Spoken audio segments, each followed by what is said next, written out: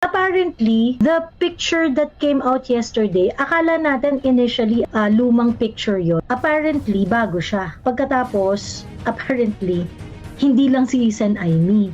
Si Camille Villar ay kasama din. So, it looks like Tio Moreno is correct.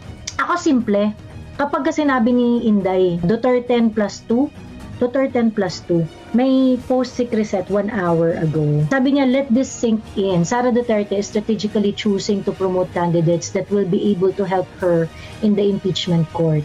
She's choosing people who will make sure she won't be impeached. Because the old Sara Duterte won't care if she is impeached. Actually, this is very true, no? Kasi nung una, it seems that Inday doesn't really care kung ma-impeach siya o hindi. And yung ganitong dumidiskarte si Inday, I think she's becoming more serious in becoming the president. And that's good news for me. Kasi makita niyo yung mga previous na mga stand ni Inday, wala talaga siyang pake. Buwis-buhay talaga yung mga sinasabi niya tsaka yung mga stand niya. Yung parang she doesn't give an F yung mga dating kilos ni Inday. But now, kung dumidiskarte si Inday na ganito, that okay, lumalaban ako, ayokong ma-impeach. Bakit ayaw mong ma-impeach? O kasi dahil perhaps there is already something in the mind of Inday that she's gonna go for it. She's gonna go for the presidency. Because the old Sara Duterte won't care if she is impeached because she can live her life quietly in Davao. But this version of Sara Duterte understands that if she is impeached and she cannot wrestle back control for her father, Rodrigo Duterte will die as a detained man in a foreign country. Let that sink in. Sara Duterte is moving to save not herself but her father. If you want to save her father, you will look at Sara Duterte and respect her choices, whether you like it or not. If she is impeached, Rodrigo Duterte languishes in detention, possibly till the end of his life with no powerful family or ally. If she is saved from the impeachment, she can move, especially in the second half of this admin.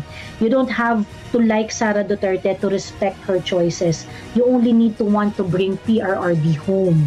Let that sink in. Yung wisdom ni PRRD at saka yung wisdom ni Inday, miles apart, malayo talaga. Ibang level yung wisdom nung tatay. Sara Duterte is a younger politician. Yes, may regrets. Yes, may budol na nangyari noong 2022. She'll make a mistake. She admits to it. And now she is trying to fix it. Like I said, I am going to accumulate wisdom. I will grow up with Sara Duterte and accumulate wisdom with Sara Duterte, pero hindi ko siya iiwanan. That's for sure. So if they make this this announcement official that there is +2 in the Duterte in the Duterte +2, if they are going to make this official, I'm all in.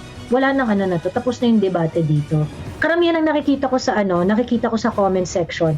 Boboto ko lang si Aimee kapag nag-file siya ng impeachment kay Bongbong.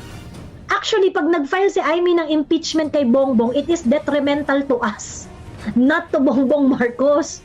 Tayo ang talo doon. Ang matatalo ay hindi si Bongbong Marcos, tayo. But alam ko marami pang dumudugo ang puso diyan At saka marami pang parang nasya-shock sa mga kaganapan.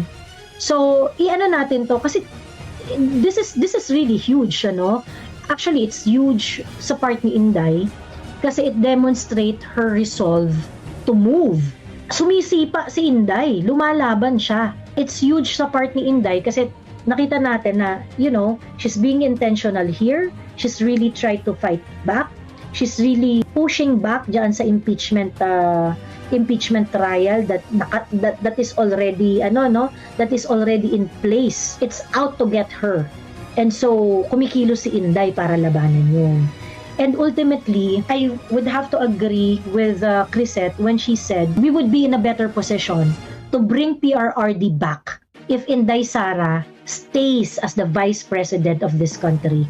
It's mandatory. So you may not agree with Inday Sara. Siguro kung impatient kayo for Inday Sara to grow up as just like her father. Kung feeling ninyo, ayaw nyo nang maniwala kay Inday. Kung feeling ninyo, gusto niya na siyang iwanan dahil hindi siya kasing talino ng tatay niya. It's up to you. But I am not going to leave Inday. We're going to make a mistake together. I'm going to build my wisdom with her. I'm gonna grow up with her, but I will stand by Inday Sara Duterte. That's for sure. Sa mga OFW natin na nakikinig ng live na ito, please vote, okay? Huwag niyong gawing option ang hindi pagboto dahil sa feeling ninyo dadayain tayo or things like that. Ganito po kasi yan, okay? Simple math. Kapag ka po, dinaya tayo pero bumoto kayo, meron po tayong laban. Kasi ebidensya po ninyo yung mga sarili-sarili ninyo eh. Pero paano kayo lalaban kung dinaya ang boto pero hindi naman kayo bumoto? 'Di ba? So importante, ako tama kayo eh, naniniwala ako malaki ang chances na magkakaroon ng dayaan talaga sa eleksyon. Malaki talaga ang chances because COMELEC is not committed in making this election clean. So agree ako sa inyo na yung sa inyong takot na baka dayain, ganyan. Actually malaki talaga yung chance. But huwag niyong gawing reason yon para hindi bumoto. Kailangan niyo pong bumoto, kailangan kayong umeffort na magparehistro. Okay? Sa mga OFW po, ang inyong registration ay up until May 7. Pwede kayong mag-online registration para makaboto at pwede kayong bumoto up until May 12. Sabi ni Direk Daryl, IME will defend Inday, period. Hindi ako duda na ide-defend ni Amy si Inday. Definitely, she's not going to vote for Inday's impeachment. Di ba nung una, which I agree, no? Yung una yung mga nagsasabi dun sa hearing ni Senator Amy na yung hearing niya parang they don't find it sincere, parang iiwas naman niya sa kapatid niya yung accountability and things like that. Beneficial ba yung hearing ni Amy kay Bongbong Marcos? Ganun kasi yung gusto kong kasi parang ganun yung nagiging criticism doon sa hearing ni Bongbong Marcos. In fact, meron akong long-time follower na I respect very much. Tinanong niya ako, Joey, because of the hearing of Amy, tingin mo dapat na ba natin siyang iboto? Sabi niya ganun. Tapos sabi ko, actually ang sagot ko talaga initially dyan is no. Sabi ko parang, tingnan natin kasi ako talaga, crucial dito yung kung ano yung sasabihin ni Inday. Tayong lahat, nag-agree tayong lahat. Salamat, Amy. Pero huwag na natin usapan ang botohan. Last night, doon ko lang rin talaga na-realize yung na parang, ay puta, may explanation dito si Attorney Neil Abayon eh. Ang main ni Attorney Neil Abayon is the doctrine of qualified political agency, in which nakasentro yung tanong sa sinong nag-utos ng kidnapping ni PRRD. So unang-una po, explain ko po muna sa inyo kung ano ba talaga yung doctrine of qualified political agency. So yung doctrine po na yan is also known as what we call the alter ego doctrine. So ang ibig sabihin po niyan, lahat po ng mga heads ng mga departments, yung mga cabinet secretaries po, they are considered as alter egos of the president, diba? Kasi alam naman po natin, sa sobrang daming trabaho po ng mga departments, sa iba't ibang departments, hindi naman po talaga yan kaya isa-isahin ng presidente na matrabaho or matutukan talaga. Therefore, yung mga cabinet secretaries pong ina-appoint niya are considered his alter egos, which means po na yung mga actions, yung mga decisions ng mga cabinet secretaries na yon are presumed to be actions of the president himself. Okay? So yan po yung summary na explanation ng what we call the qualified political agency doctrine. So under po yan ng administrative law natin dito sa bansa. So napanood niyo naman po siguro dun sa Senate hearing ni Senator Amy kanina na may isa pong sinabi dun si Secretary Boying pag tinatanong kung sino talagang nag-utos is hindi po niya sinasabi na siya yung nag-utos, rather sinasabi lang niya is nagsa-certify. Okay? So hindi pa rin po talaga natin masabi na si Secretary Boying yung nag-utos. Pero let's say lang po for discussion and argument purposes na si Secretary Boying nga yung nag-utos. For discussion lang po to, assumption lang po to. Ang presumption po niyan ngayon is kung yung secretary po, isang cabinet secretary yung nag-utos, is yung presidente rin po mismo yung nag-utos. Ayan. O, diba? So, na-explain dito ni Attorney Neil na if you're going to apply the doctrine of qualified political agency, ang presumption talaga is that it is Bongbong who actually orchestrated everything. Yun ang premise. So, ibig sabihin, si Amy Marcos, pumasok siya dito sa hearing na to, na ang talagang hawak ng kutsilyo sa krimen ay si Bongbong Marcos. Kumbaga parang hindi mo na kailangan patunayan to because it's a presumption nga eh. Yun yung sinasabi ni Attorney Neil na pag ginawa yan ng mga cabinet members mo, it is presumed na yun ay utos ng presidente.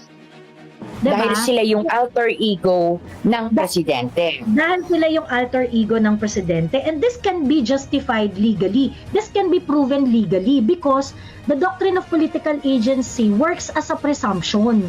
Ibig sabihin, automatic yan. Hindi mo na kailangang i-prove yan. You have to, ang kailangan mong i-prove is kapag hindi totoo yung presumption. Kung gusto mong basagin yung presumption, ikaw yung magbibigay ng ebidensya na hindi yun totoo.